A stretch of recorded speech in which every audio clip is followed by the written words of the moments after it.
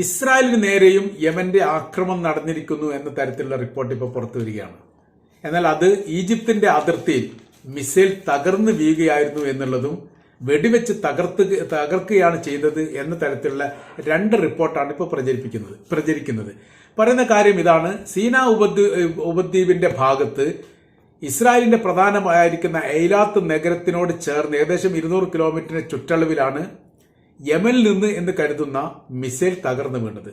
ആകാശത്ത് വെച്ച് ഡ്രോൺ പതിച്ചുകൊണ്ട് തകർത്തതാണ് എന്നും പറയപ്പെടുന്നു. ഏതായിരുന്നാലും ഇതിന് ലക്ഷ്യം വെച്ചത് ഇസ്രായേലിനെയാണ്. ഇസ്രായേലിലേക്ക് എത്തുന്നതിന് മുമ്പ് തകർന്നു വീണത് എങ്ങനെയാണ് എന്നതിനെക്കുറിച്ചും തങ്ങളെയാണോ ലക്ഷ്യം വെച്ചത് എന്നതിനെക്കുറിച്ചൊക്കെ പഠനം നടത്താൻ വേണ്ടിയിട്ട് ഇസ്രായേലിന്റെ വ്യോമസേന പ്രത്യേക രീതിയിലുള്ള സംവിധാനങ്ങളൊക്കെ ഒരുക്കിയിട്ടുണ്ട്. ഏതാനും ദിവസങ്ങൾക്ക് മുമ്പ് യമന്റെ ഭാഗത്തുനിന്ന് ഒരു പ്രതികരണം ഉണ്ടായിരുന്നു.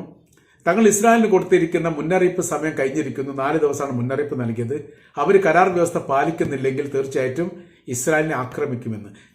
ഇസ്രായേലിന്റെ സർക്കാർ വ്യോമ സൈനികർക്ക് ഇത് മുന്നറിയിപ്പ് നൽകുകയും കൃത്യമായിരിക്കും നിരീക്ഷണം ആകാശത്ത് ഉണ്ടാവണമെന്നുള്ളതും യമന്റെ ആക്രമണം, യമന്റെ ഭീഷണി കണക്കിലെടുക്കേണ്ടതാണ് എന്ന തരത്തിലുള്ള മറുപടിയാണ് എന്നുള്ള നിർദ്ദേശമാണ് ഉണ്ടായത്.